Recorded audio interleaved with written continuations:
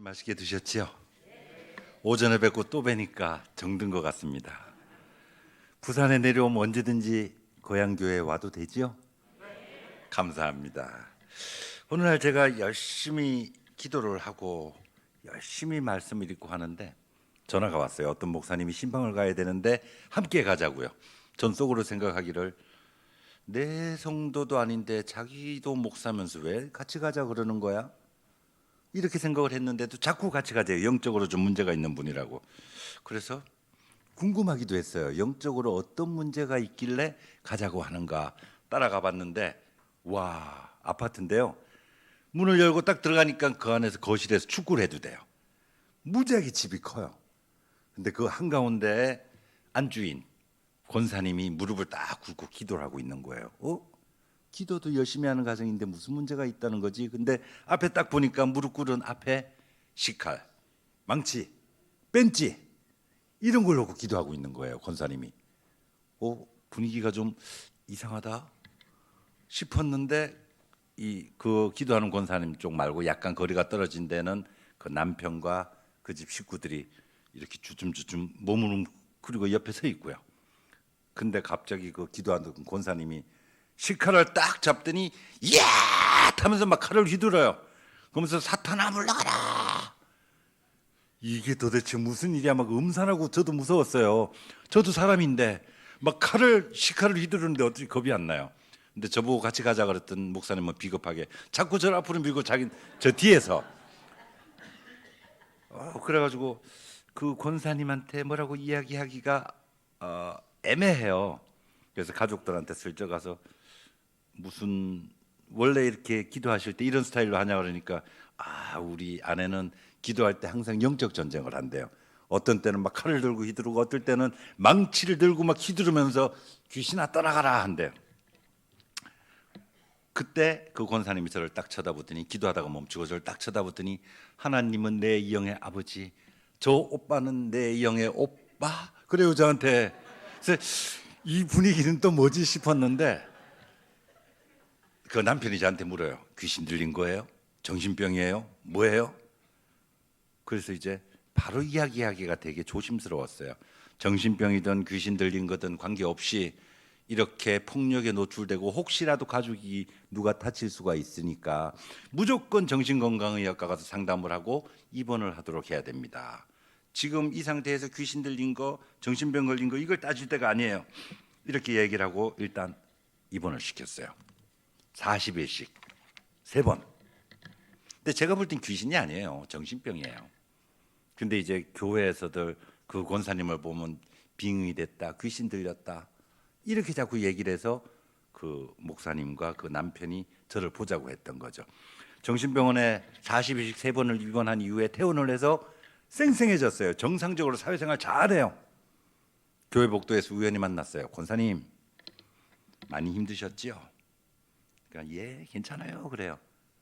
무엇이 그렇게 권사님을 힘들게 만들었어요? 왜 그런 일이 생겼어요? 그러니까 권사님 하시는 말씀이 우리 남편 때문에요. 그래서 남편이 왜요? 그러니까 우리 남편 훌륭한 사람이에요. 의사로서 돈도 잘 벌고요. 가정적이고 신앙생활 잘하고 언제나 병원 끝나면 집에 딱딱 오고 모범적인 사람이죠. 근데요. 너무 자기만의 생활 패턴이 있어서 항상 그걸 지키는 걸 요구를 해요. 그리고 너무 가부장적으로 명령적으로 말을 해서 제가 숨을 못 쉴 정도로 힘이 들었어요. 근데 지금은 괜찮아요. 제 말도 잘 들어주고 아주 잘해줘요. 이렇게 대답을 하는 거예요. 그래서 제가 가만히 생각을 해보니까 이 권사님은 마음을 다쳐서 생긴 병이에요. 회복과 치유가 필요했던 사람인데 주변에서 막 칼 들고 야 이런다고 귀신 들렸다. 무조건 이건 뭐 저 영적 전쟁을 해야 된다. 막 교회에서 이렇게 하는 게 너무나 위험하다는 거죠. 제가 보기에는요. 귀신 들렸다고 말하는 수많은 사람들 중에 거의 8, 90%는 거의 정신병이었어요. 전국에서 저한테 많은 상담을 오는데 귀신 들린 사람보다는 정신병 걸린 사람이 훨씬 더 많더라고요. 이 권사님의 사례에서 또 제가 보고 느낀 건데 의외로 많은 사람들이 영적 전쟁을 특별하게 생각을 해요. 사탄 마귀 귀신을 막 쇠사슬로 결박하고 포박해서 뭐 파쇄하고 부시고 어쩌고 막 그러는데 영적 전쟁은 그렇게 하는 게 아니에요. 하나님의 전신갑주를 입어야 되거든요. 예. 진리의 허리띠를 메고 의의 흉배, 복음의 신발, 믿음의 방패 이런 걸로. 그러니까 우리가 예배드리고 말씀 믿고 기도할 때 영적 전쟁은 자동으로 승리할 수 있는 건데 막 좀 요새 특이한 뭔가를 해야 성도 수가 늘어나고 부흥될 거로 생각을 해서 그런지 몰라도 평소에 우리가 사용하지 않는 용어들을 막 만들어 가지고 과격하게 하는 경우가 의외로 많더라고요. 다시 말해 말씀으로 무장해야 돼요. 예배드리고 말씀 믿고 기도함으로써 우리는 영적 전쟁에서 승리할 수 있는데 문제는 균형이 이루어져야 된다는 거예요. 예배는 드리는데 성경 말씀은 읽지 않아요. 그런 분들 많아요. 자동차 뒤에 성경책 딱 얹어놓고 먼지가 뽀얗게 앉아서 그 다음 주일날 교회 올 때 그 먼지 탁탁 드러내고 교회 와요. 그리고 또 예배 끝나면 성경책은 전혀 읽지 않고 뒤에 얹어놓는. 예배는 드리는데 말씀은 읽지 않으면 이거 의미 없죠. 또 말씀은 읽는데 기도하지 않아요. 이러면 막 뜨거운 마음이 생기질 않아요. 말씀 읽고 기도는 하는데 하나님은 어디에나 계셔 무소부재하신 분이야. 교회 안에만 계시는 분이 아니야. 우리는 진리가 너희를 자유케 하리라 하면서 신앙생활에서 좀 자유로워야 돼. 그러면서 주일 막 빼먹는 거 이것도 아니에요.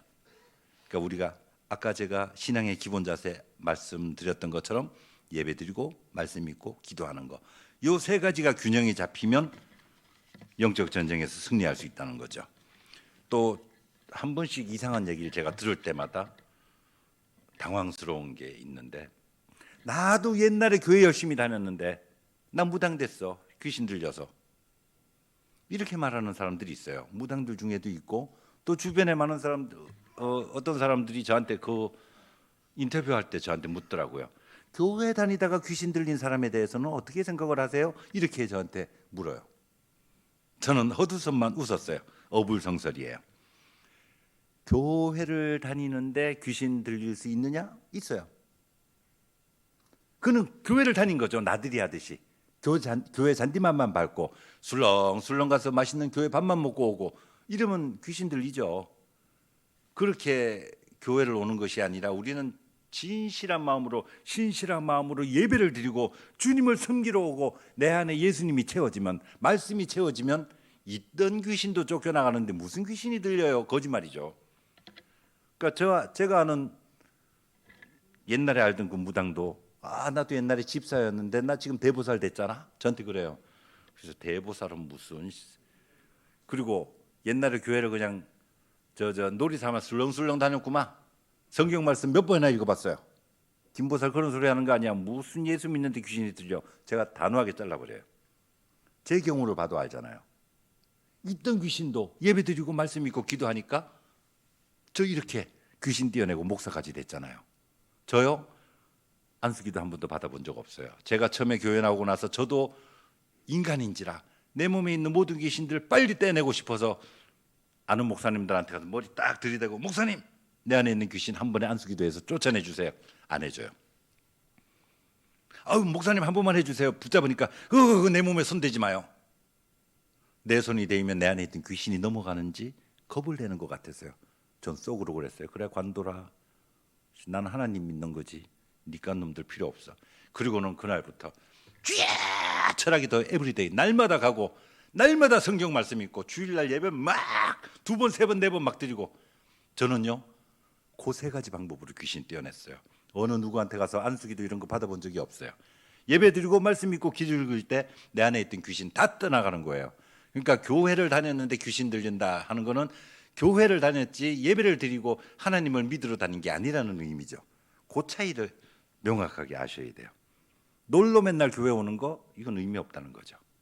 우리 가슴에 주님이 계셔야 된다는 거예요. 두 번째 사례예요. 제가 수지에 있는 어떤 대형 교회 집회를 갔는데 열심히 말씀을 증거하고 있는데 맨 앞자리에 어떤 남자 여자가 앉아 있는데 7월이었거든요. 무척 더울 때예요. 에어컨 빵빵하게 틀어놨는데 어떤 여자분이 담요를 온몸을 뒤집어 쓰고 눈만 이슬람 여인처럼 눈만 딱 꺼내놓고 여러 가지 말씀을 들어요. 전 속으로 저 여자 뭐지? 왜 저러지? 감기 걸렸나? 몸살이 났나? 어디가 아픈가? 근데 저는 막 일단 설교를 하고 있는 중이니까 물어볼 수가 없잖아요. 게다가 제 교회도 아닌데, 제 성도도 아닌데 그 교회 목사님도 계신데 제가 무슨 일이세요? 묻는 것도 참 이제 세상 말로 하면 오지랖이 넓은 것 같아서 그냥 기도나 해드려야 되겠다 속으로. 그러고 열심히 설교하고 내려와서 담임 목사님 방에서 다과를 갖고 가려고 나가는데 누가 뒤에서 쫓아오더니 탁 붙잡아요. 목사님 우리 좀 도와주세요. 그래서 딱 쳐다보니까 맨 앞자리에 눈만 내놓고 있던 그 여자분의 남편이에요. 예, 무슨 일이세요? 그러니까 저 이 교회 교인 아니고요. 목사님이 이 교회 오신다 그래서 제가 저 경기도에서 일부러 왔어요. 제 아내 때문에 상담 좀 하려고요. 그래요? 카페 가서 이야기를 했어요. 그 교회 교인이 아니라니까 좀 더 편하게 이야기해 줄 수 있겠더라고요. 몸이 너무 아픈데 아무 이상이 없대요. 제 아내 어떡하죠? 주변에서는 영적인 문제다, 귀신 들렸다라고 수많은 사람들이 그러는데 귀신이 들리면 또 어떻게 해야 돼요? 도와주세요. 근데 제가 예수님도 아니고 의사도 아닌데 바로 만나가지고 첫 만남인데 거기서 바로 뭐 이렇다 저렇다 말하기도 되게 조심스러워요, 목사라도. 그래서 이렇게 좀 상황을 봐야 되겠다 싶었는데 이렇게 얘기했어요. 제가 볼 때는 귀신도 없고 영적인 문제도 아니고 근데 일단 병원은 가보셨어요? 정신건강의학과 가서 상담 치료 받아보셨어요? 그러니까 그 남편이 이렇게 대답해요. 이 병원 저 병원 수없이 다녀봤지만 아무런 효과도 없고 아내는 점점 말라만 가고 기운이 없어서 똑바로 앉혀놔도 옆으로 이래 넘어가고 그런다고 제발 좀 살려달래요. 저는 이렇게 대답했어요. 아내가 정말 건강해지기를 원하십니까? 그러니까 물론이죠. 그럼 내가 시키는 대로 하겠어요? 그러니까 합니다. 아내만 낫는다면. 약속했어요. 내가 시키는 대로 할 거죠? 그러니까 하고 말고요. 알려만 주세요. 그래서 오케이. 내가 처방 내려줄게요. 첫 번째, 회사 일이 끝나면 무조건 총을 같이 집으로 바로 귀가하세요. 두 번째, 집에 가면 아내한테 아이를 받아가지고 하루 1시간 이상 매일 아기를 돌봐주세요. 세 번째, 일주일에 2번 이상 아내와 산책을 하되 애 기저귀 가방 남편이 메고 아기 안는 것도 남편이 하고 아내는 그저 맨몸으로 달랑달랑 걸을 수 있게 해서 일주일에 2번 이상 산책을 하세요. 네 번째, 주일날 교회에서 예배 드리고 나서 집에 가서 아내한테 밥을 하게 만들지 말고 떡볶이를 사 먹어도 좋고 어묵을 사 먹어도 좋으니 밖에서 해결하고 들어가세요. 아내를 한두 끼라도 해방을 시켜주세요. 다섯 번째, 아내는 오전 10시쯤에 햇볕이 세지 않을 때 매일 10분 이상 햇볕을 받도록 하세요. 할 수 있겠어요? 하니까 남편이 이래 생각해 보더니 어려운 것도 아닌데 할 수 있을 것 같아요. 이렇게 된 거예요. 약속을 하고 헤어졌어요. 그렇게 처방을 해주고 나서 몇 달 뒤에 지인을 통해서 알아보니까 와, 이 여자분이요 사슴처럼 뛰어다닌대요. 교회에서 봉사도 한대요. 키가 170이 넘었던 것 같은데 처음에 봤을 땐 체중이 50kg도 안 돼 보였거든요. 혼자 똑바로 앉지도 못했는데 막 사슴처럼 뛰어다닌대요. 막 외양간 벗어난 송아지처럼 벌떡벌떡 뛰고. 이런 문제를 볼 때 와, 이건 영적인 문제, 귀신의 문제가 아니고요. 산후 우울증으로 인한 무기력한 상태였고 이런 상태를 남편의 배려와 사랑으로 회복하게 한 거예요. 근데 참 문제가 교회에서 나름 기도한다는 사람들, 나름 영적인 사람들이라는 분들이 쓴뿌리가 있네, 어둠의 영이 있네, 사단이 틈탔어, 철야 기도하세요, 새벽 기도하세요, 병원 갈 필요 없으면 믿음으로 기도하면 하나님께서 낫게 해주십니다. 이렇게 나가는 거예요. 아니죠. 아프면 치료도 하면서 기도도 같이 해야지. 그럼 의사는 왜 있게요? 하나님한테 기도만 하지. 의사도 하나님이 주신 달란트거든요. 분명 확실한 거는 우리가 아프면 기도하면서 치료도 함께 해야 돼요. 신앙생활도 정말 지혜롭게 해야 되거든요. 주변 사람이 늘 문제예요. 나름 신령하다는 사람들 책임지지도 못할 말을 막 해버리는 거예요. 얼마나 위험한지 몰라요. 자, 다음에 은사에 대해서 한번 말씀드려볼게요.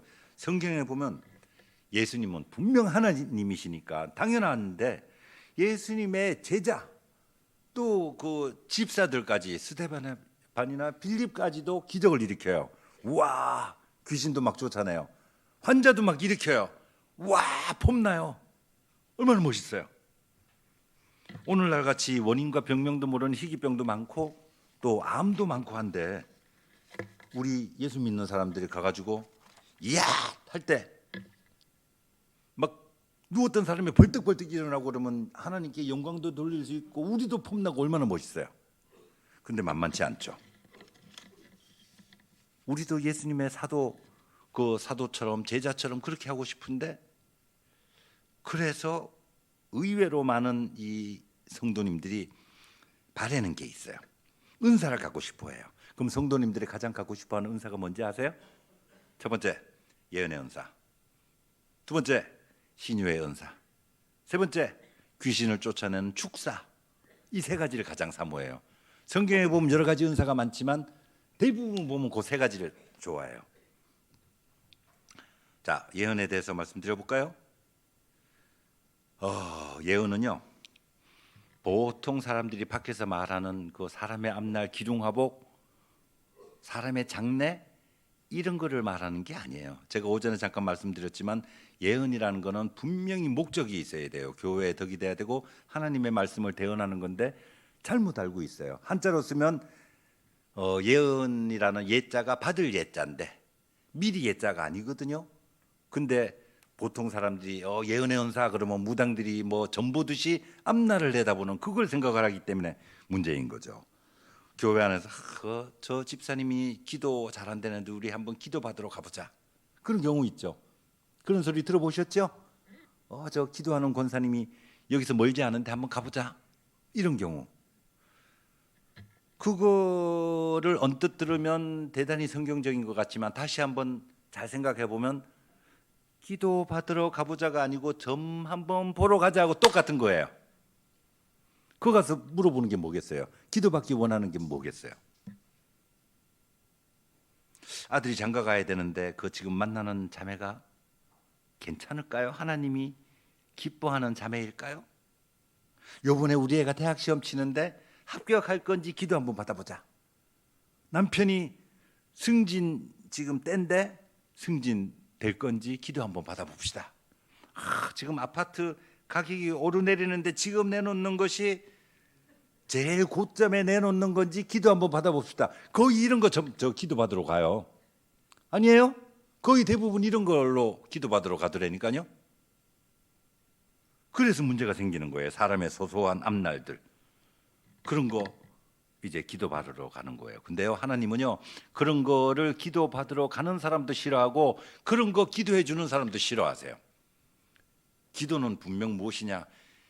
내가 앞으로 하고자 하는 것, 내 삶이 하나님의 뜻에 부합한지, 내가 하나님의 기쁨이 되도록 나를 주관하여 주시고 인도하여 주시고 동행하여 주시옵소서, 하나님을 사랑합니다, 이 고백하는 게 바로 기도지.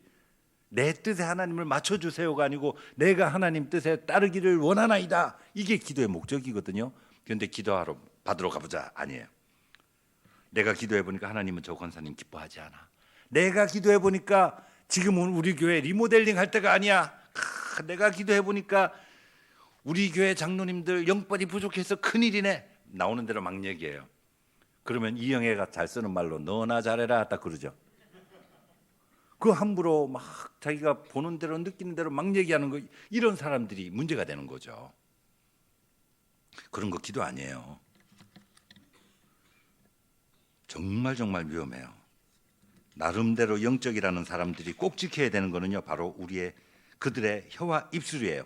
나쁜 거는 골방에서 은밀하게 기도해야 되고, 기쁜 것은 아버지 하나님께 영광 돌려야지. 왜 돌아다니면서 막 얘기하는 거예요?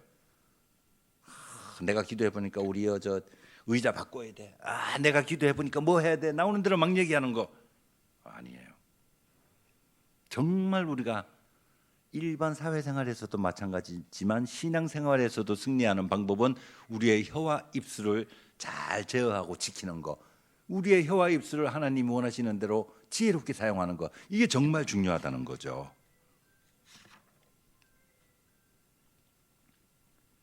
우리는 그저 만났을 때 예수님 이야기하면서 서로를 격려하고 칭찬하고 힘을 주고 위로하면서 살아야 되는데, 또 잘 쓰는 말들이 있어요. 내가 걱정돼서 하는 말인데, 김 집사 문제네. 내가 욕하는 게 아니고 안타까워서 하는 말인데 이 집사 요새 신앙생활 별로지? 뭐 이런 식으로 얘기하는 거 아니에요. 이건 욕이에요. 칭찬 아니에요. 안타까워서 하는 말인데 아니에요. 안타까운 것을 빙자한 욕이에요. 우리는 정말 서로 위하고 아끼고 사랑의 마음으로 신앙의 공동체를 만들어 나가면 좋겠어요. 자, 이번엔 신유의 은사 한번 얘기해 볼게요. 이거 정말 신중하게 접근해야 돼요. 요즘 많은 사역자가 신유 집회를 열고 막 아픈 환자들은 목숨 걸고 그런 은사 있다는데 찾아가요. 근데 이들이 과연 환자를 얼마나 낫게 할까요? 그 신유의 은사 있다는 사람들한테 가가지고 안수기도 받고 할 때 몇 퍼센트나 낫게 될까요? 저도 사실 이런 표현을 드리기가 되게 조심스럽지만 제가 수없이 많이 경험을 해봤으니까 말씀을 솔직하게 드리는 거예요. 제가 보기는요, 하나님의 힘으로 사람의 병이 낫게 되는 거지 어떤 특정인의 힘으로 병이 낫는 건 아니라고 봐요. 물론 신의 은사가 있다고 특별한 사람 어쩌다가는 있을 수 있겠지만 거의 대부분은요, 우리가 믿음의 기도, 오직 믿음의 기도는 병든 자를 낫게 하리니 주께서 그를 일으키시리라 성경 말씀에 있는 대로 우리가 믿음의 기도를 할 때, 우리가 함께 손을 얹고 기도할 때 낫게 하는 거지, 무슨 뭐 특정인이 신유의 은혜 있다 광고 전단지 보고 이제 찾아갔을 때 그들이 몇 퍼센트나 낫게 하느냐 이거죠. 물론 초창기에 정말 요만큼 사람을 낫게 했을 수는 있을지도 몰라요. 근데 시간이 지나면서 변질돼요. TV에 자주 나오는 사람 중에도 그런 사람이 있어요. 처음엔 참 신실했던 것 같아. 근데 어느 날 보니까 그 사람 마이크에서 하는 말 듣고 제가 기절할 뻔했어요. 나한테 전화 오더니 내 목소리를 듣고 나왔어요. 내가 문자 메시지를 보내니 그 암 환자가 나왔어요. 내가 기도하면서 성령을 보내니 그 환자가 나았어요. 이게 무슨 소리지? 내가 문자를 보내니 나았다. 내 목소리를 들으니까 나았다. 자기가 하나님이에요? 뭐 내가 성령을 보내니 나았다? 성령님이 뭐 택배 물건이에요? 그래서 저 사람들 큰일 날 사람이네. 그래서 국민일보 기자들하고 만나서 얘기했어요. 요새 이러이러한 사람이 이런 표현들 하고 다니는데 어떻게 생각하냐니까 국민일보 기자들은 저 종교부 기자들은 벌써 센스가 있어요.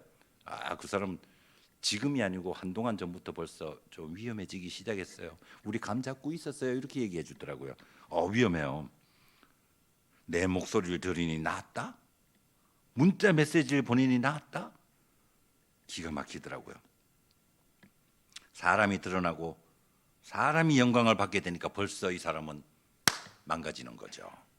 제가 오래전에요, 제주도에 집회를 한번 간 적이 있어요. 그 교회 담임 목사님의 아들이 4-5살 정도 됐나? 근데 되게 애기 조그마니까 얼마나 귀여워요. 그냥 기도해 주고 싶었어요. 뭐 하나님이 저한테 무슨 저 아이를 위해서 무슨 기도해 주라 이런 느낌을 주신 게 아니에요. 그냥 애기가 귀여우니까 이리 와. 그래서 제 무릎에 앉혀놓고 가슴에 그 애 가슴에 손을 얹고 하나님 아버지 이 아이가 밝고 건강하게 잘 자라서 아버지 하나님께 영광 돌릴 수 있는 귀한 하나님의 사람이 될 수 있도록 그렇게 복을 내려 주시옵소서 막 기도했어요. 진실된 마음으로. 그리고 그냥 집회 끝나고 전 서울로 왔는데 다음날 그 교회 목사님한테 전화 왔어요. 목사님, 우리 애가 천식이 있었는데 오늘 병원에 가서 검사하니까 다 나았어요. 원래 이게 무슨 말이지? 나는 신유의 은사 같은 거 없는데? 아니에요, 목사님 기도하니까 나았어요. 전 그런 거 몰라요. 그냥 애 이뻐서 기도했어요. 나았다니 다행이네요. 그리고 전화 끊었는데 제가 혼자 감동했어요. 와, 나도 이만하면 괜찮은 사람이네. 와, 나한테 신의 은사 있나 봐. 와, 나도 쬐끔은 힘 좀 쓰겠네. 그거 요만큼 교만해지기 시작했어요.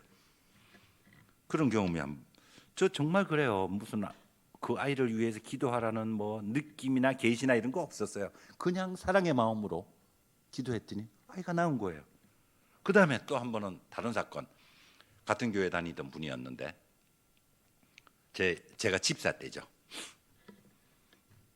어떤 아는 집사님이 저한테 연락이 왔어요. 자기 딸이 중3인데 뇌암 말기래요. 병원에서 한 달 정도 산다 그랬대요. 포기했대요. 그러면서 저한테 기도해 달래요. 무슨 말씀이세요? 그러니까 한 번만 기도해줘요. 그래서 아니 내가 목사도 아니고 장로도 아니고 안수 집사도 아니고 저 그냥 평성도인데 서리 집사 뭐 그 정도인데 내가 무슨 기도를 해요? 그러니까 아니에요. 기도 한 번만 해주세요. 싫어요. 한 번만 해줘요. 싫어요. 그 괜히 뭐 기도해놓고 낫지 않으면 또 뭐 능력이 있느니 없느니 얘기하고 뒷말 많을 거 아니에요. 나 안 해요. 그러니까 아니에요. 낫지 않아도 상관없으니 제발 제 소원이니 한 번만 기도해 주세요. 그럼 분명히 말씀하셨어요. 안 나와도 내 책임 아니고 아무 문제 없는 거예요. 낫지 않아도 관계 없어요. 오케이. 그러니까 그렇대요. 그럼 한번 애기 데려오세요. 그래서 교회에서 만났어요.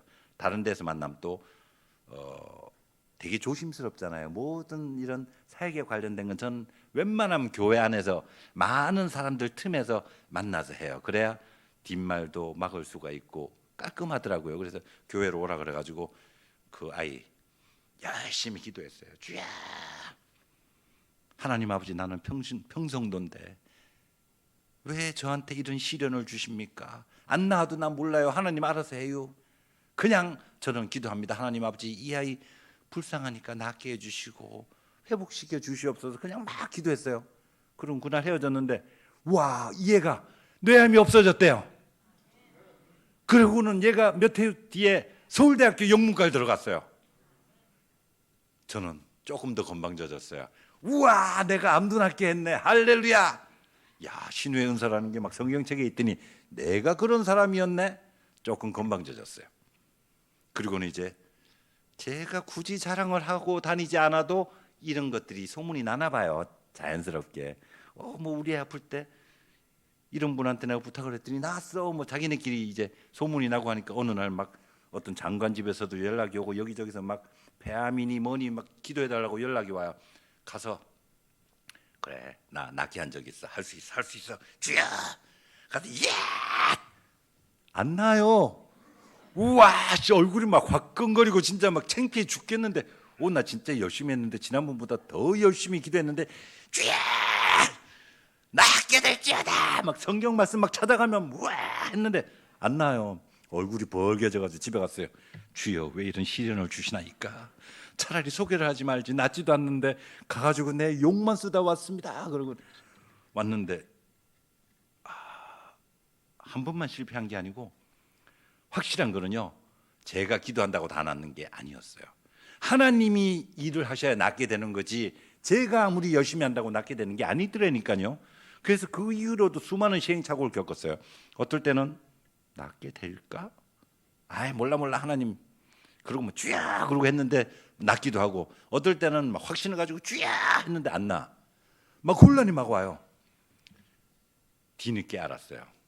이건 내 영역이 아니고 나는 그저 사랑의 마음으로 하나님 의지하면서 기도를 하면, 내가 기도를 하면 일은 하나님이 하시는구나 하는 걸 알게 된 거죠. 그저 말씀을 붙잡고 사랑의 마음으로 기도를 해야 된다 하는 것을 알게 됐어요. 그래서 우리가 제가 정말 깨달은 거는 예언, 신유 이런 데 집착을 하면 안 된다는 거죠. 그저 말씀을 붙잡고 사랑의 마음으로 기도를 해야 된다 하는 거예요. 어떤 특정인을 통해서 하는 게 아니에요. 하나님이 일하시는 거지. 자, 이번에 축사에 대해서 한번 알아볼까요? 신앙의 기본을 지키면 귀신은 저절로 나가게 돼 있어요. 아까도 제가 말씀드렸지만 저 특별한 거 한 거 없잖아요. 저 처음에는 되게 슬펐어요. 왜 목사님들, 장로님들이 한 명도 나한테 안수기도 안 해주지? 도와달라 그러면 가까이 오지 마세요. 저 되게 슬펐어요.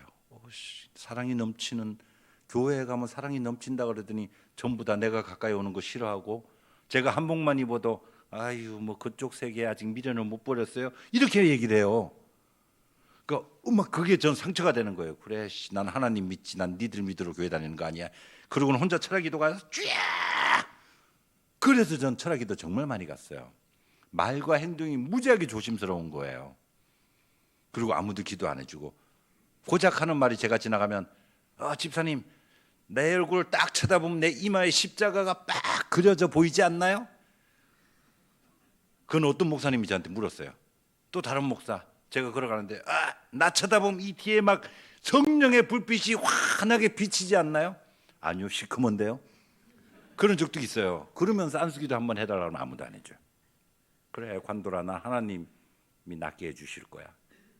정말 예배드리고 말씀 읽고 기도하고 그랬는데 성경 읽는 게 사실 쉽지 않아요. 저는요 뭐 귀신 들렸다 영적인 문제가 있다 그러면 말씀을 채워라라는 걸 제일 우선시해요. 서울에 잠실교회 가면 김홍석 집사라고 있어요. 안수 집사인데 제가 본인한테 직접 물어봤어요. 야 내가 네 이름 실명 얘기하고 집회 때 그래도 되냐 하니까 괜찮아요. 뭐 사실인데요. 뭐 그 사람이 몇십 년 동안 몸에 귀신이 있었는데 저한테 귀신을 띄워달라 그래서 오케이 내 시키는 대로 할래 그러니까 한대요. 이번 주일부터 교회 나가. 그리고 기도 조금씩 하면서 날마다 성경을 읽어 한대요. 그러더니 며칠 지나고 나서는 연락이 왔어요.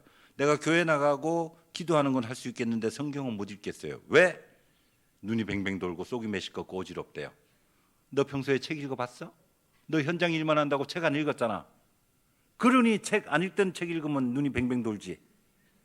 맨날 공부하던 사람들도 성경책 읽으면 글씨가 조그맣고 그래서 눈이 뱅뱅 도는데 성경 읽기 싫으니까 핑계 대고 있구나. 그러니까 머리도 아파요. 감기 걸린 거 아니야? 쓸데없는 핑계 대지 마. 판피리 먹고 성경 읽어. 저는 바로 그냥 잘라pis어요. 어려운데 귀신 띄어내기 싫으면 네 맘대로 해. 성경 읽기 싫으면 네 맘대로 해. 무슨 남자가 그 정도 저 용기도 없이 뭘 한다는 거야. 그따구로 하려면 전화하지 마. 그랬더니 진짜 전화가 안 와요. 그 다음 날부터. 혹시 내가 너무 심하게 대했나 싶었는데 한 20일 지났는데 전화가 왔어요. 저 성경 통독했어요. 거짓말 하지 마. 그러니까 형님이 그때 자존심 많이 건드려가지고요 회사 휴직하고 아침 9시부터 저녁 7시까지 도서관 가서 맨날 읽었어요. 그랬더니요 귀신이 없어졌어요. 진짜? 그러니까 귀신이 하나도 없어요. 그래요. 할렐루야. 내 안에 예수님이 채워지니까 귀신이 나간 거예요. 달리 무슨 비법을 한 게 아니에요. 말씀이 채워지니까 내 안에 예수님이 채워지니까 귀신이 나가는 거예요. 이렇게 귀신을 쫓아내는 거죠. 어디 가가지고 안수기도 막 축사기도 귀신아 떠나가라. 귀신을 나갔다고 쳐요. 내 안에 말씀이 채워져 있지 않으면 나가기 전에 있던 귀신보다 7배나 더 악한 귀신이 다시 들어와요. 그래서 제가 축사를 많이 안 믿는다는 거예요. 더러운 웅덩이가 있는데 이 웅덩이를 깨끗하게 하는 방법이 두 가지가 있어요. 한 가지는 성질이 급한 사람이 써요.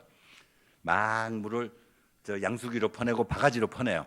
그럼 거의 다 없어졌을 때 바닥에 남은 찌꺼기 바가지로 앞만 퍼도 그건 안 나가요. 바가지만 박박 따라요.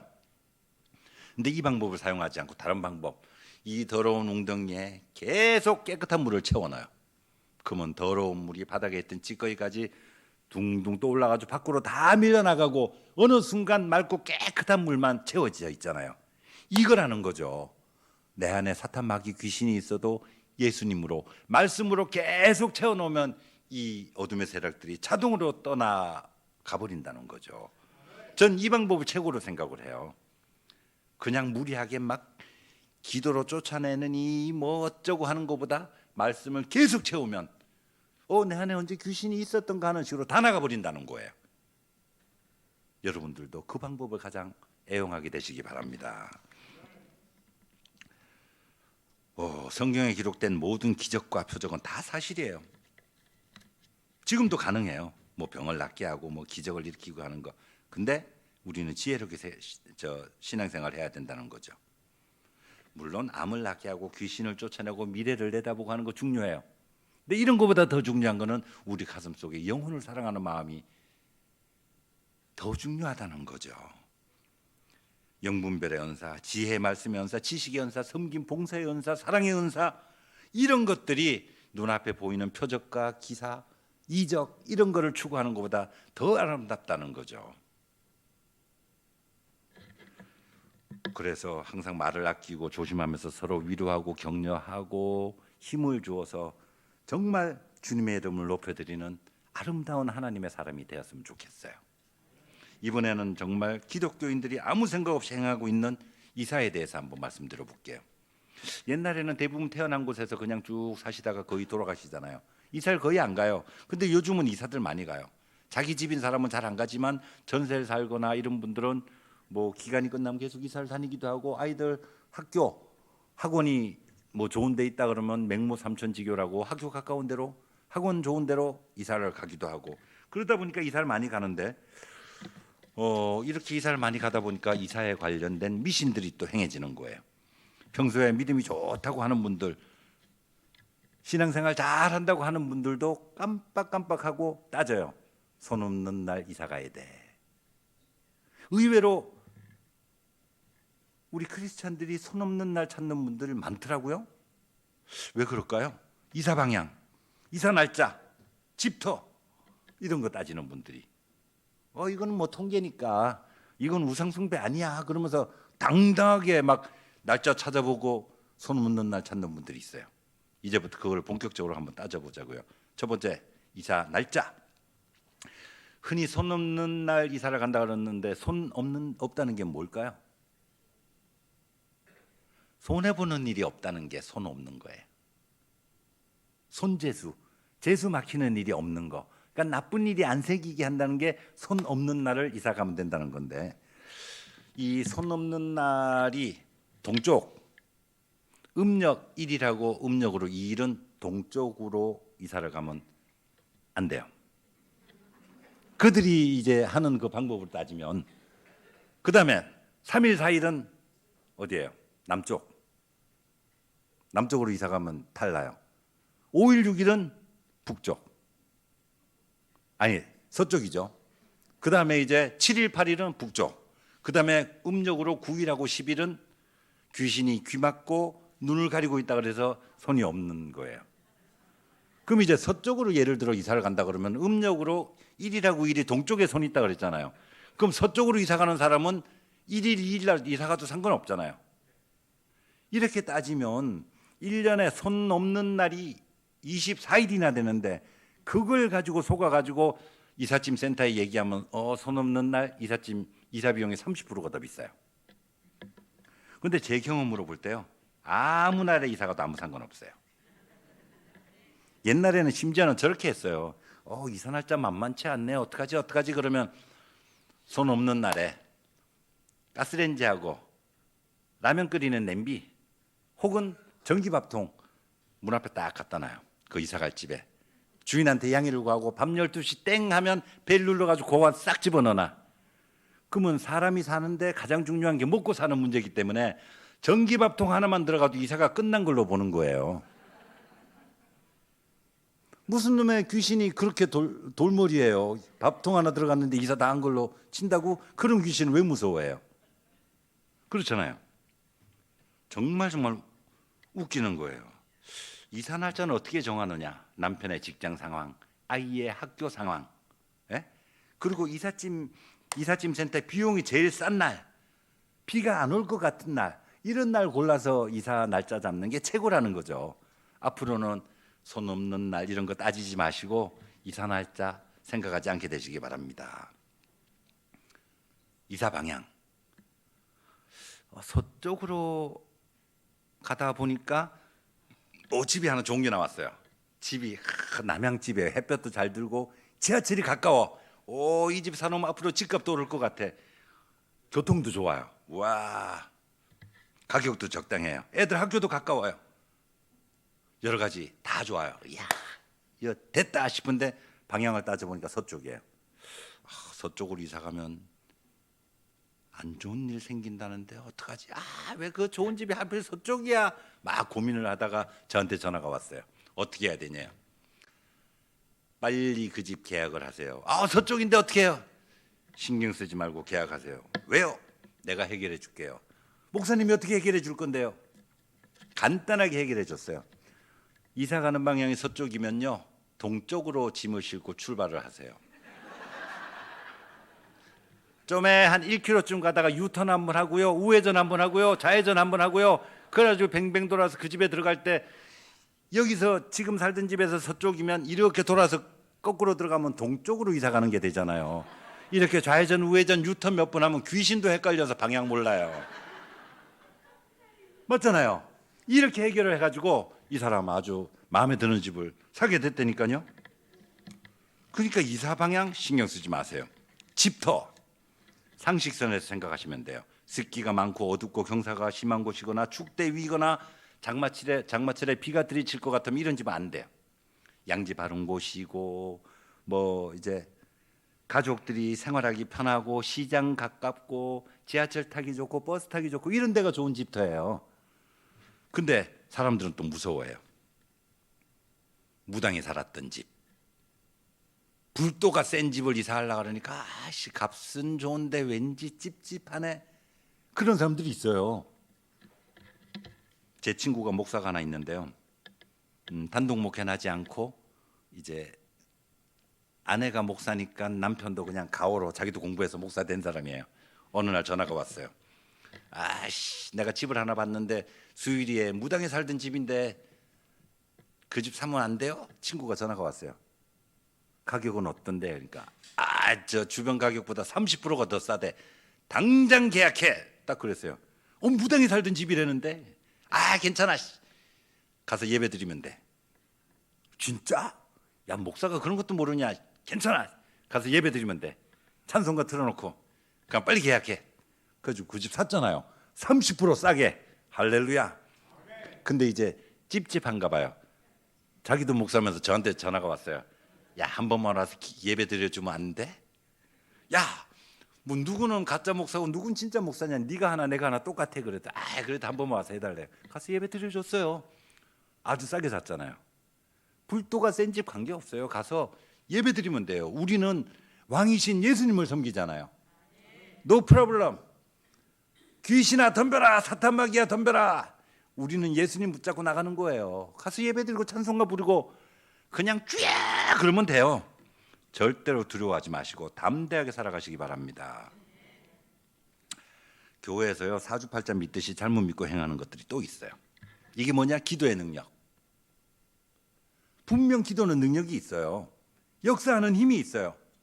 어려움이 있을 때 우리가 기도하면 기적도 일어나요. 근데 이 기도를 잘못 이해하는 경우들이 있다는 거죠. 예를 들어 남편하고 사이가 안 좋은 여집사가 하나님한테 기도하고 싶어 해요. 남편과의 관계가 회복이 되고 가정이 옛날처럼 따뜻하게 되게 해달라고 날마다 철학 기도를 해요.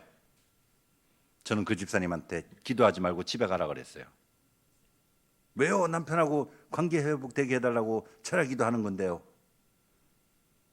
여기 와서 기도할 시간에 집에 가서 사과라도 하나 더 깎고 집에서 진공청소기 더 밀고 애들하고 더 친하게 지내세요. 왜요? 그래서 기도만 한다고 남편하고 관계 회복될 것 같으냐고. 맨날 철회하고 집에 안 들어가면 어떤 남편이 좋아해요? 그 집에 가면 피곤하니까 그거 자버려. 애들 숙제도 안 돌봐줘. 반찬도 똑바로 안 해. 피곤한데 어떻게 해요? 철학기도 날마다 해서. 남편하고 관계가 좋으려면 남편한테 잘하고 애들한테 잘해야죠. 철학기도라는 거는 정말 어떤 특별한 일이 있을 때 기간을 정해서 하는 게 철학기도지, 날마다 철학기도 한다고 뭐 가정이 저절로 좋아질 것 같으면 있을 수 없는 일이죠. 남자도 그런 경우 있어요. 기도 맨날 하면 사업이 번창한데 새벽기도 철학기도 맨날 가요. 그리고 기운 없어가지고 회사 가면 졸기 바빠. 막 건강해가지고 밝은 얼굴로 영업도 하고 막 열심히 일을 해야 사업이 성공하지. 기도만 한다고 막 사업이 크게 성공하고 이럴 것 같으면요, 저 서울에 빌딩 몇 개 가지고 있어요. 저 나름 기도 열심히 했을 거 아니에요. 기도만 가지고 성공할 것 같으면 저 빌딩 몇 개 가지고 있어요. 기도를 그렇게 생각하면 안 된다는 거죠. 지혜롭게 해야 된다는 거죠. 모든 일에는 균형과 중용이 필요한 거예요. 예배드리고 말씀 읽고 기도하는 것도 시간을 적절하게 잘 활용해야 되고, 말씀 읽는 것도 그래요. 날마다 아무것도 안 하고 하루 종일 말씀만 읽으면 누가 좋아해요? 아니죠. 그러니까 예배드리고 말씀 읽고 기도하는 게 균형이 맞아야 되는 거죠. 잘못된 미신적 생각에 인생을 걸지 말자 하는 거고요. 잘못된 개념으로 신앙생활을 하지 말자. 성명철학 한번 말씀드려볼까요? 이름 짓는 거요. 음양오행을 따지고 획수, 부수를 따져가지고 옛날에 이름 짓는 거 정말 까다로웠죠. 어떤 젊은 부부가 아기를 하나 낳았어요. 이 아이가 건강하게 잘 자라서 성공하게 하려면 좋은 이름을 지어야 돼. 그래서 서울에 저 경북공 옆에 유명하다는 데를 찾아갔어요. 가서 수십만 원을 주고 애 이름을 딱 지었어요. 근데 이름 잘 지으면 얘가 생전 안 아프고 잘 클 것 같은데 사흘도 우리 병원 가고 감기 걸리고 콧물 찔찔 나고 고민이 돼요. 근데 사실 애들 10살까지 맨날 아프거든요. 배탈 났다가 감기 걸렸다가 뭐 콧물 났다가 기침했다가 당연히 한 10살까지는 아픈데 이 젊은 부부가 못 참아. 애가 툭 하면 병원 가고 하니까 이름 지어준 집에 쫓아갔어요. 아, 애가 맨날 아팠어요. 걱정해요. 그랬더니 그 사람 하는 말이 이름 잘못 지어서 그래. 어디서 싸구려로 지었어? 이거 선생님이 지어주신 거잖아요. 그러니까 눈이 이만해질 때는 회 돌아앉더래요. 이런 식이에요. 유명한 장명소가 무슨 소용이 있어요. 이름은 그저 부르기 편하고 사랑스러워야 되고요. 할아버지나 할머니, 아버지, 엄마가 정말 그 아기를 사랑하는 마음으로 이름 지어주면 돼요. 성경에 있는 이름 쓰는 사람들 많잖아요. 요새 에스더도 있고 뭐 요셉도 있고 다윗도 있고 에녹도 있고 많은데 획수 안 따지고 쓰잖아요. 그저 부르기 좋고 친근감이 가는 그런 이름이면 되니까 성명 철학에 목숨 걸지 맙시다. 자, 삼재에 대해서 알려드릴게요. 삼재 들어보셨죠? 삼재. 사람들이 삼재를 되게 찝찝해요. 삼재 들어왔다 그러면 오 삼재래. 나 이달에 이번에 삼재 들어왔을 때는 사업하면 안 되겠네. 오 삼재 들어왔으니까 올해 결혼하면 안 돼. 내년으로 결혼 넘기자. 삼재 들어왔으니까 뭐 해야 돼. 이런 식이에요. 삼재란 건 뭐냐? 우리나라가 옛날부터 농사를 짓던 민족이기 때문에 수재, 화재, 충재가 많아요. 수재는 비가 갑자기 많이 오면 홍수 나는 거. 화재는 비가 너무 안 와가지고 이제 가물어 가지고 논바닥이 떡떡 갈라지고 이러는 거. 또 진짜로 불 나는 것도 화재지만 가뭄이 드는 것도 화재라 그래요. 그 다음에 충재, 메뚜기 떼가 나타나고 귀뚜라미 나타나고 벼멸구나 뭐 이런 세균성 뭐 바이러스 뭐 이런 것들 나타나가지고 벼 이삭 갉아먹고 하면 농사 망치니까 수재, 화재, 충재 이게 삼재인데 이거를 쓸데없이 아무 관계없는 사람한테 적용을 하는 거예요. 이 삼재라는 거는요 3년 동안 걸쳐서 하는데 삼재가 들어오는 해가 들삼재, 안 나가고 버티는 게 이제 눌삼재, 눌러 있다고. 나가는 해가 날삼재라 그래요. 이거 정확한 용어예요. 제가 만든 거 아니고. 들삼재, 눌삼재, 날삼재. 근데 이제 이 삼재가 들어오는 해가 가장 애군이 들어올 확률이 크고 사고가 나도 더 크게 된다 그래서 들삼재 때를 더 이제 중요하게 생각을 하거든요. 무속인들이. 그럼 이제 뭐 부적을 뭐 사라 구슬해라 이런 식으로 꼬시는 건데 이 삼재라는 거는 어떤 사람한테 오느냐? 똑같이 와요. 동갑인 사람은 똑같이 와요. 그 해에 태어난 사람은 똑같이 다 삼재거든요. 그럼 예를 들어서 올해 고3인 애가 삼재가 들어와요. 이 애 엄마가 잘 단골로 가던 무속인 집에 갔어요. 우리 애 요번에 대학 입시인데 어떡하죠? 그러니까 그 무당한 좀 하는 말 삼재니까 부적해야 돼. 부적하면 대학 들어갈 수 있고 부적 안 하면 떨어져. 가만히 생각을 해보자고요. 그럼 그거 다 동갑인데 부적을 하는 애는 대학교 들어가고 부적을 안 하는 애는 전원이 다 대학교 못 가나요? 말이 안 되잖아요. 이거부터가 말이 안 되는 거예요. 삼재인 애들은 동갑 내기는 사업하면 똑같이 망할까요? 동갑은 회사에서 잘리면 똑같이 잘려요? 삼재인 사람은 사고가 나서 죽은 사람은 다 똑같이 삼재인가요? 아니죠. 삼재는요 신경 쓰실 필요가 없어요. 그저 우리는 상식선에서 살게 되면 돼요. 물가에 가면 조심해야 되고 준비운동하고 물에 들어가야 되고 깊은 물에 안 들어가면 되고 놀이를 해도 되도록 위험한 거 안 하면 되고 이렇게 살면 되는 건데 이거를 삼재가 들었느니 뭐니 해가지고 몇백만 원씩 주고 부적을 팔아먹고 또 그런 거 속아서 사는 사람 위험하다는 거죠. 어리석다는 거죠. 우리가 평소에 조심하면서 기도하면서 열심히 살면 하나님께서 우리의 길을 다 인도해 주시리라 믿습니다. 또 제가 쭉 사역을 하다 보니까요 전국에서 상담 전화가 많이 와요. 근데 참 놀라운 사건이 있어요. 두 부류가 있는데 한 부류는 제가 상담을 해주는 대로 잘 따라해요. 또 한 부류는 듣기는 실컷 들어놓고 자기 소견에 옳은 대로 행동하는 사람이에요. 그럼 어떤 사람이 문제가 해결이 될까요? 성경적으로 상담해 준 대로 따르는 사람이 문제가 해결이 돼요. 어떤 사람은요, 정말 답답한 게 상담을 실컷 해놓고는 제가 얘기를 하죠. 성경 말씀 날마다 읽으라 그러면 뭐 성경에 있는 거 그거 안 해봤겠어요? 교회 와서 예배 드리라 그러면 가봤자 뭐 졸리게만 하지 별로 득되는 것도 없더만. 기도하라 그러면 내 인생 자체가 기도예요. 이러면 해결이 안 돼요. 뭘 하라 그래도 안 하는데. 근데 말씀을 20분씩 신학부터 읽으라 그러고 예배 주일날 빼먹지 말라 그러고 기도 하루에 진짜 단 5분씩이라도 진실된 마음으로 기도 한번 시작해 봅시다. 예, 알겠습니다. 이런 사람은 영적인 문제도 해결이 되고 살아나더라니까요. 이보다 더 근본적으로 문제가 되는 건 뭔지 아세요? 예수님을 믿는다고 하면서도 하나님보다 사탄 마귀 귀신을 더 믿는다는 게 문제예요. 분명히 성경에 두려워하지 말라 많이 나오죠. 평안하라 많이 나오죠.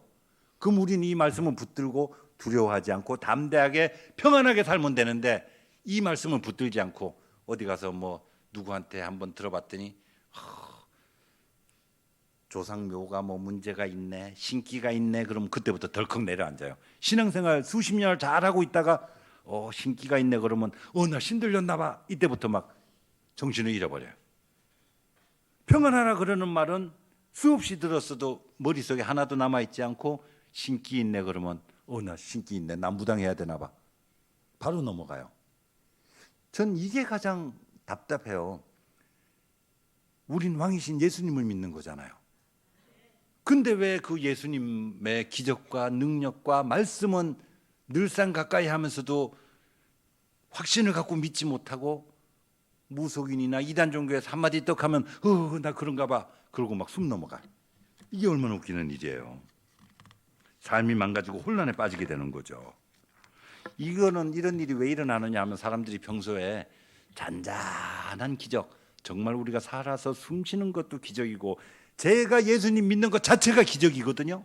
근데 이런 걸 믿지 않고 보통 신앙인들이 기적과 표적, 뭔가 신령한 거, 눈으로 보여주는 거 이런 거에 관심을 많이 가지니까 이 무속인한테 넘어가는 거예요. 분명히 말씀드리는 것은요, 말씀이 곧 능력이에요. 말씀이 곧 하나님이고 말씀이 곧 예언이고요. 그러니까 이런저런 신령하다는데 절대로 속아 넘어가지 않게 되시기 바랍니다. 흔들리면 안 돼요. 속아 넘어가면 안 돼요. 제가 무속을 10년 이상 정도 경험을 하다가 예수 믿었잖아요. 신앙생활을 쭉 하면서 제가 비교를 해봤어요. 무속하고 기독교하고 어떤 차이가 있을까? 그런 거 보통 다른 분들은 연구 안 하거든요. 근데 이제 저는 한번 해보고 싶었어요. 어떤 차이가 있을까? 내가 무속에 10수년 관련됐다가 예수님 믿고 나서 이렇게 행복하게 잘 살고 있는데 어떤 차이가 있지? 했더니 차이가 여러 가지가 있어요. 1번, 기쁨이 차이가 있어요. 귀신 세계는 가까이 가면 갈수록 한과 서러움, 슬픔이 와요. 무당 아줌마들한테 전보러 가면 100% 하는 말이 저거잖아요. 아이고 내가 왔다 불쌍한 내 자손아, 내가 배가 고프고 추워서 그간에 어찌 고생을 했는데 네가 이제라도 찾아와 주니 내가 고맙구나 그러면서 눈물 펑펑 쏟으면 그 전보러 간 사람은 우리 엄마 왔나 봐 그러고 같이 막 울어. 그 구타라 그러면 예 그러고 돈 내. 좌우간 그쪽 세계로 가면 무조건 한, 서러움, 억울함 이런 것만 자꾸 떠오르게 돼서 이제 슬픔이 자리하지만 기독교는요, 우리가 신앙생활을 하면 할수록 성령님 오시잖아요. 성령님 오시면 막 평소 점잖은 분들도 벌떡벌떡 뛰고 싶고 막 어떨 땐 춤추고 싶을 때도 있잖아요. 막 창피해서 쑥스러워서 안 해서 그렇지. 저도 솔직히 그럴 때 있어요. 막 우리 목사님 들으면 멋지겠지만 난 앞에 나가서 한번 춤춰볼까? 참아야 되느니라 그러고 그냥 참았거든요. 이런 식으로 예수님 믿으면 이 기독교는 점점 기쁨이 재밌어지나요. 두 번째, 평강. 귀신 세계는 들어갈수록 불안감이 생을 지배해요. 자기 생각이 없어요. 매사에 물어보잖아요. 이사할까 말까? 택시 타려고 그러는데 길 건너가서 탈까? 이쪽에서 탈까? 아파트를 지금 팔까? 다음 달에 팔까? 이거를 자기가 이제 무슨 데이터나 이런 거에 근거해서 결정하는 게 아니고 매번 귀신한테 순간순간 물어서 결정을 하잖아요. 그러니까 본인이 없어져요. 평강이 없어져요. 늘 불안해요. 하지만 우리 하나님은 말씀대로 생활하고 기도하게 되면 우리 삶 속에 하나님께서 친히 지혜를 주시잖아요. 우리가 선택을 하고 우리가 결정할 수 있게 내 삶이 귀신한테 빼앗기지 않고 우리가 스스로 지혜를 하나님한테 구해서 살 수 있으니 평강이 온다는 거죠. 세 번째, 가정의 평화예요. 무속인들은 정상적으로 살다가도 한쪽이 내림굿을 받고 이러면 거의가 다 이혼하거나 가정이 결손이 생겨요. 문제가 생겨요. 100%다는 아니지만 거의 대부분이. 그리고 아내가 무속인이 돼서 돈 벌기 시작하면 거의 남편은 실업자가 돼요. 그래서 여자가 버는 돈 빨아먹고 살아요. 그것만 있는지 아세요? 친정엄마도 와서 빨아먹어요. 친정오빠도 친정동생도 좌우간 한 사람이 집안에 무당이 되면 온 식구가 다 따라 붙어가지고 뜯어먹고 살거든요. 얼마나 사는 게 힘이 들겠어요. 그러니까 싸우게 돼요. 남편이 이제 아내 옆에 와서 이제 같이 누우면 절로 가. 오늘 신령님이 따로 자래. 뭐 이런 일도 너무 많아요. 자꾸 사이가 나빠지는 거예요. 근데 우리 기독교 사이가 나쁘던 사람들 주일날 같이 교회에 오고 옆에 나란히 앉아서 예배드리고 집에 같이 가고 그러면서 사이가 점점 좋아져요. 엄마 아빠 이렇게 사이 좋아지는 거 보면서 애들도 막 웃음이 저절로 넘치고 가정이 점점 행복해지고 평화가 생기는 거죠. 자, 네 번째, 이웃사랑이에요. 귀신 세계는요 기본적으로 중보기도가 없어요. 옆집 사람 앞집 사람 죽든지 살든지 내가 건강하고 나만 잘 먹고 잘 살면 돼요. 내가 암 걸렸으면 나 대신 아무나 다른 사람이 죽게 되는 대수대명굿 막 하는 이유가 남은 관계 없어요. 나만 잘 되면 돼. 중보기도가 없어요. 하지만 우리 기독교는 나를 위해서 기도하고 내 가정을 위해서 기도하고 우리 교회를 위해서 기도하고 이 동네를 위해서 기도하고 나라와 민족을 위해서 기도하고 세계 평화를 위해서 기도하고 남을 위해서 정말 많이 기도하잖아요. 이게 얼마나 큰 차이인데요. 그러다 보니 우리는 점점 마음이 넓어져요. 근데 귀신한테 사로잡혀 있는 사람은 저밖에 모르니까 밴댕이가 점점 돼가거든요. 자, 다섯 번째. 이게 최고로 중요한 거예요. 사후의 행로. 아무리 열심히 치성 들고 굿한다고 그들은 천당 가지 못하잖아요. 보통 사람들이 죽을 때 혀가 말려 들어가서 죽어요. 무당들은요 죽을 때 혀를 내밀고 죽는데요. 이건 제가 직접 본 건 아니에요. 근데 다른 무당들한테 들은 말인데 살아있는 동안에 평생의 혀로 거짓말을 하도 많이 해서 귀신 들린 사람들은 죽을 때 혀를 내밀고 죽는데요. 그들 스스로 하는 말이에요. 그러니 어떻게 천국 가겠냐고요. 그래서 제가 아는 여러 사람들 전도를 할 때 무속인들 여러 전도해 봤는데 어떡할 거야? 지옥 갈 거야? 천국 가고 싶어? 나도 천국 가야 되는데 그럼 빨리 정리하고 예수 믿어야지. 그러면 그럼 나 먹고 사는 건 어떻게 해? 하나님이 다 책임져 주신다. 막노동을 하든 뭘 하든 편의점 알바해도 밥은 먹고 산다. 빨리 저 귀신 정리하고 예수 믿어. 그러면 조금만 더 하다가 65세까지 무당하고 그때 하직굿하고 그때부터 예수 믿을게요. 이런 사람들이 있어요. 그런 사람은 그래도 나름대로 머리가 있는 사람이에요. 귀신을 섬기고 무당을 해서는 절대로 천국 못 간다는 걸 본인이 이미 알아. 65세라도 정리하겠다고 말을 하는 사람은 나름 똑똑한 사람이고 미련한 사람은 그래 이대로 살다 죽지 뭐 이러는 사람은 결국 안 되는 거고. 우리 얄미운 이모 얘기할까요? 전국 불도 뭐 여신도회 회장도 하고 그랬어요 옛날에.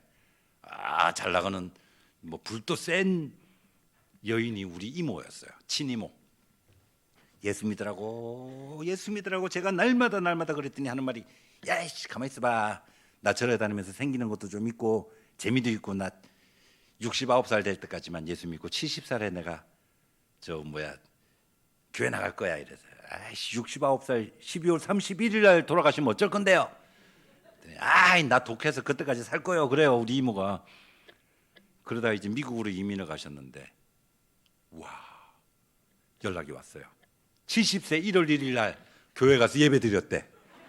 와 독하다 그랬어요. 그래도 천국 가고 싶은 마음에 쫙 69년을 절에 다니던 거 단칼에 정리하고 70세 1월 1일 날 예배 드리러 교회 갔다는 게 어디예요? 할렐루야. 약간 좀 밉상이고 얄밉지만 그래도 천국 갈 수 있으니 감사하기만 한 거죠. 그래서 우리는 얼마나 감사한지 몰라요. 주님을 믿기만 해도. 저와 여러분은 먼 훗날 하늘나라에서 뵀을 때 와 우리 그때 거양교회에서 만났었죠.